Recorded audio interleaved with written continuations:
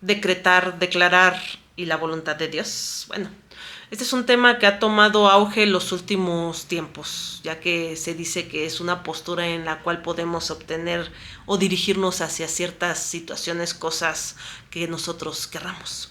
Ahora bien, para irlo desglosando vamos a entender qué es cada una de las palabras. La palabra decretar es justamente esa opinión hecha ley, mandato de una persona de autoridad, como una ley, como un rey que decreta cierta circunstancia que debes de seguir, cierto impuesto, entre otros muchos más. La declaratoria, en cambio, pues solamente involucra esa exaltación de tu opinión, tu idea, tu pensamiento, de forma hablada, escrita u otra, para hacer una manifestación. Ahora bien, en psicología creo que este concepto se ha confundido mucho, ya que muchas veces, por ejemplo, dicen que si tú mismo te dices que eres una persona de bajo intelecto y de pocos recursos intelectuales, pues obviamente siempre vas a estar pensando que las cosas te salgan mal. El problema de estar siempre asegurando que las cosas te van a salir mal es que muchas veces cuando salen mal les dices, ves, es que me salió mal, yo te dije que no lo podía hacer y que sí me iba a salir mal. Sin embargo, no es tanto el declararlo, sino es una situación de trasfondo, es nuestra misma inseguridad y miedo hablando para que justamente nadie pues espere lo mejor de nosotros y nosotros mismos no nos sintamos defraudados ante el fracaso. Así que es un método de protección hacia nuestra inseguridad, el cual deberíamos nosotros de entenderlo en forma más profunda que de forma superficial. Ahora bien, entendiendo esta situación, podemos entender entonces sobre un concepto muy importante que es la voluntad de Dios. Y para ello, vamos a leer el versículo en el cual justamente podemos ver esta situación. Vamos a ir a Marcos 11:23 y dice, porque de cierto os digo que cualquiera que dijere a este monte, quítate y échate en el mar, y no dudare en su corazón, sino creyere que será hecho lo que se dice, lo que diga, le será hecho. Ahora bien, como siempre les he dicho, no podemos agarrar un versículo, un capítulo, un libro por sí solo, hay que leer la Biblia por completo. En este caso podemos ver esta declaratoria del mismo Jesús, sin embargo la primera parte empieza con una frase arrasadora que dice tener fe. Tener fe. Involucra este versículo y posteriormente Jesús añade, hay que orar, hay que estar con Dios, hay que pedir conforme a su voluntad, hay que hacer esta situación viable, ¿no? Entre otras muchas singularidades. Así que no podríamos arrancar un solo versículo para entender un contexto muchísimo más amplio de la historia que estaba pasando en ese momento y que Jesús les estaba ejemplificando. Ahora bien, entonces, ¿cómo conozco la voluntad de Dios para mi vida? Bueno, la voluntad de Dios yo la dividiría en varias circunstancias muy especiales. Por ejemplo, yo diría que Dios posee una voluntad decretativa justamente, donde inamoviblemente lo que Él dice va a pasar. Por ejemplo, Él tenía que cumplir las profecías que habían hablado de la llegada de Jesús y todas se cumplieron al pie de la letra y Jesús sí o sí tenía que morir. Tenía que resucitar, vencer a la muerte para otorgarnos ese único camino de salvación. Y a pesar de todo lo que pasara, tenía que pasar. Esa es la voluntad decretativa de Dios. Existe la voluntad preceptiva. En esa sí nos podemos pelear porque estamos en ese jaloneo intenso siempre con la voluntad de Dios y nuestra propia voluntad.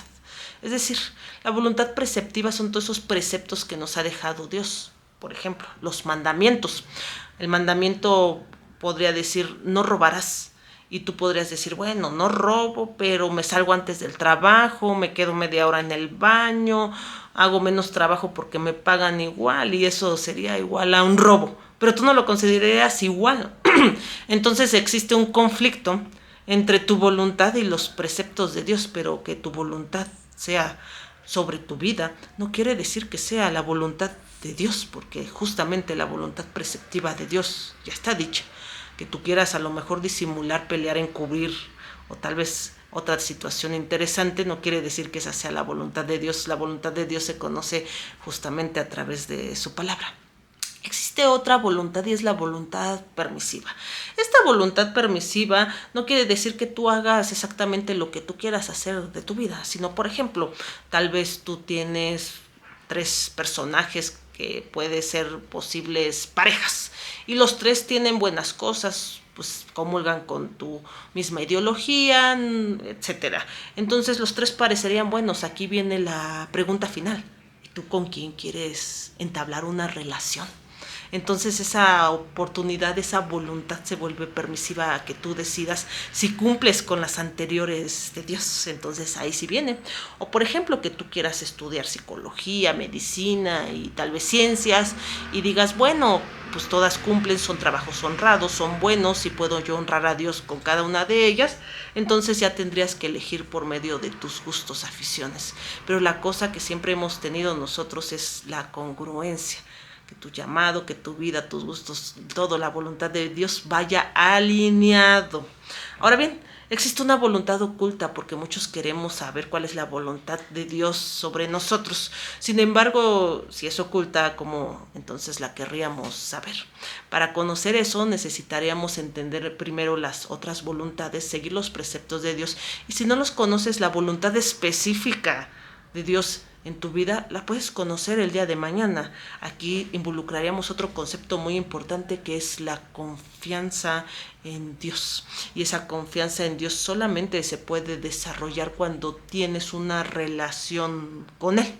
Ahora bien, esta situación tiende a ser muy interesante porque estamos nosotros siempre desesperados en conocer el final en el inicio. Y ahí viene la problemática siempre de nuestra vida. Y nosotros, desgraciadamente, también nos gustan los caminos fáciles, que es mejor irle a preguntar tal vez a una persona que adivina las cartas o algo, qué va a pasar con mi relación, mi trabajo, mi futuro, porque me lo va a decir en el momento, que esperar a seguir todos los preceptos, las condiciones, las situaciones de Dios y poder entonces alinearme con su voluntad. Y nosotros siempre estamos en esa rebeldía constante porque desgraciadamente nos queremos apropiar de algo que no es nuestro y es nuestra vida. Así que primero hay que entender que nuestra voluntad no es soberana, ni siquiera sobre nosotros mismos. Siempre Dios tiene una voluntad en nosotros. Por ejemplo, si tú tal vez llegaras y agarraras un coche y estuvieras ahí a 180 kilómetros por hora, pues si cometieras a lo mejor un accidente, o si te cruzara un borracho o algo pasara, ¿sería la voluntad de Dios? ¿O sería que tú, pues desagradando la voluntad de Dios, decidiste cometer una infracción por ir a alta velocidad? Y la vida, pues misma es la que ocasiona esas consecuencias de vida. Entonces, ¿tú a quién acusarías? Lo mismo pasa desgraciadamente cuando vemos la maldad del mundo. Decimos, ¿dónde está Dios? Pero quien comete la maldad desgraciadamente somos nosotros mismos.